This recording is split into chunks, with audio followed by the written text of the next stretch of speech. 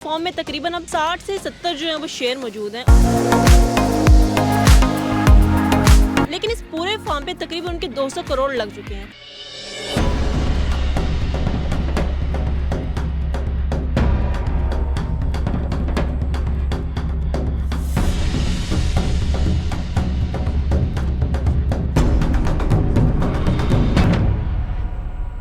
अस्सलाम वालेकुम रमीज़ साहब, क्या हाल है आपके? वालेकुम अस्सलाम, अल्हम्दुलिल्लाह जी, बिल्कुल ठीक। सर मुझे तो पहले ये बताएं कि ये जो लायन फार्म बनाने का शौक़ था, ये कहाँ से आपको पैदा हुआ और कब से है ये शौक़ आपको?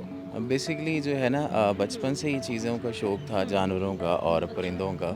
तो हमारे पास परिंदे भी हैं, लायंस भी हैं, टाइगर्स भी हैं। ये तो एक्सट्रीम है शौक़ की। तो स्टार्टिंग जो थी वो हमारी बर्ड्स के साथ थी। अच्छा। तो बर्ड्स आज भी हैं, जगह जगह रखे हुए हैं हमारे फार्म पे। कुछ डेकोरेशन के लिए रखे हुए हैं और कुछ आगे ब्रीडिंग पर्पज़ के लिए रखे हुए हैं। तो बेसिकली आपके पास लायन कितने हैं?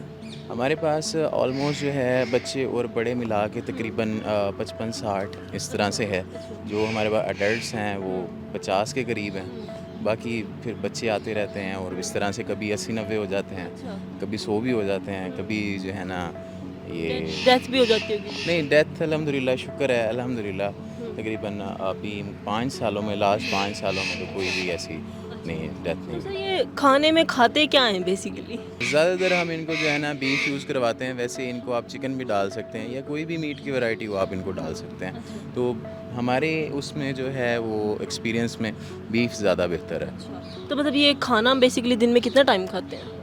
वंस इन अ डे होता ही है कि 24 घंटे के अंदर आप इनको दे रहे होते हैं एक दफ़ा। कभी कोई मुश्किल पेश आई है इनको लेकर?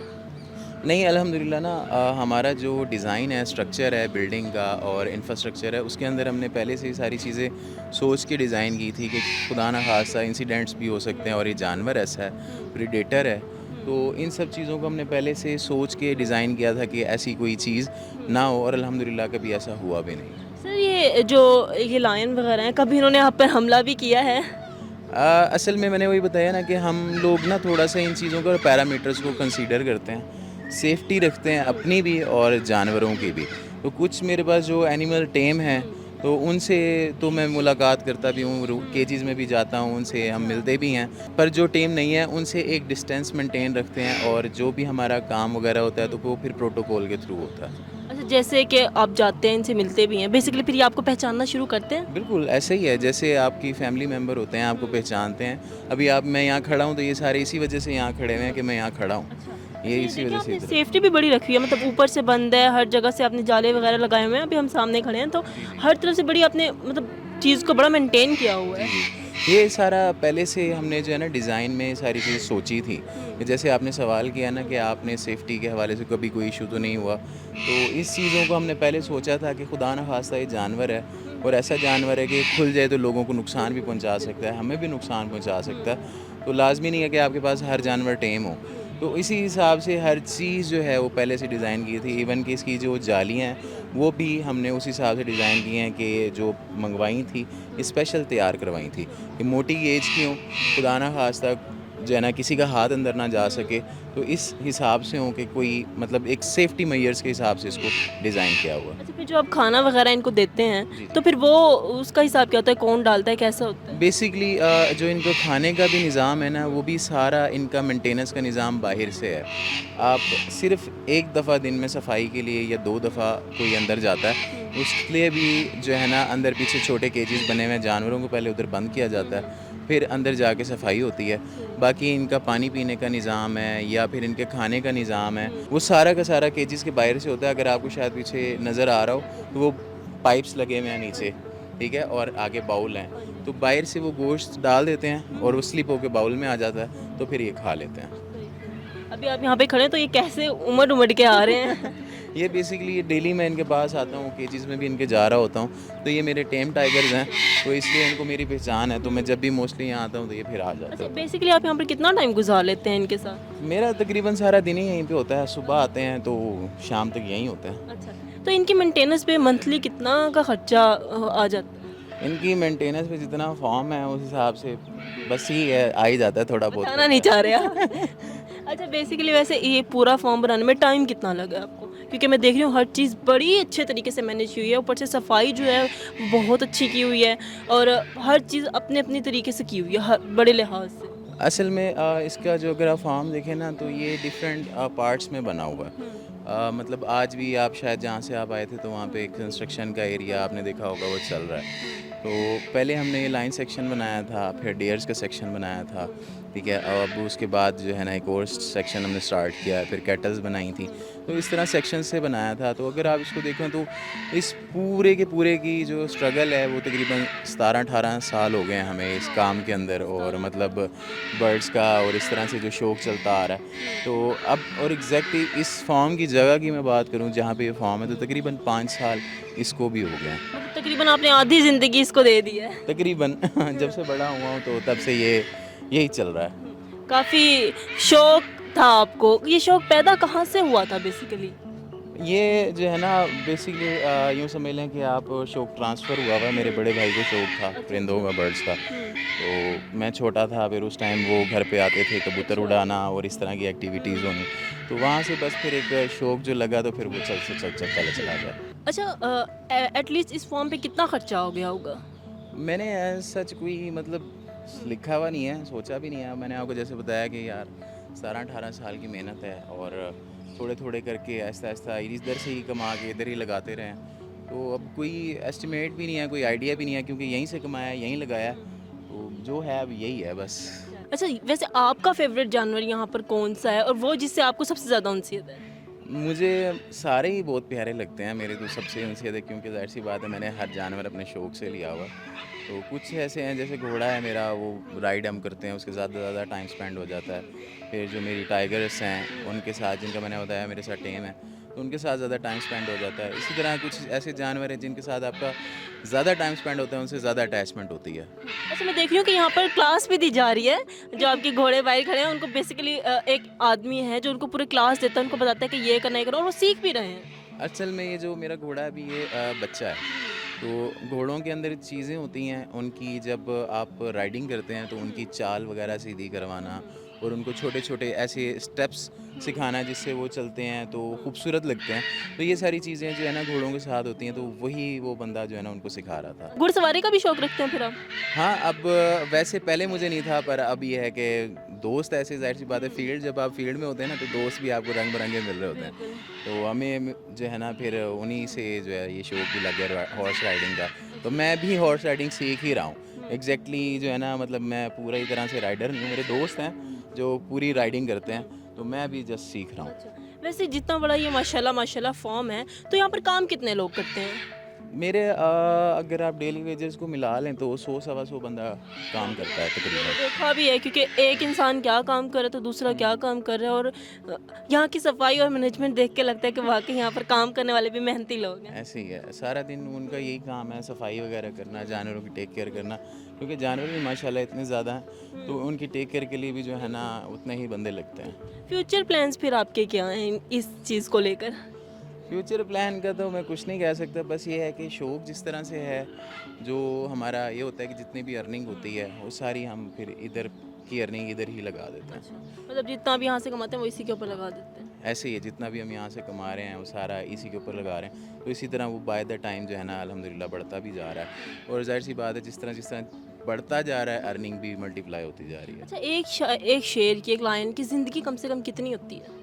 अगर आप जंगल में देखें ना तो जंगलों में इनकी तकरीबन उम्र होती है 15 साल, और जो हमारे पास ये कैप्टिविटी में है, मतलब यानी केजेस के अंदर हैं जिनका हम खुद ख्याल रखते हैं, तो इससे जो है ना 5-1 साल, 3 साल, 4-5 साल ये ज़्यादा ही जीता है। मतलब आप 18-20 साल इसकी उम्र लगा सकते हैं जो ये केजेस में है।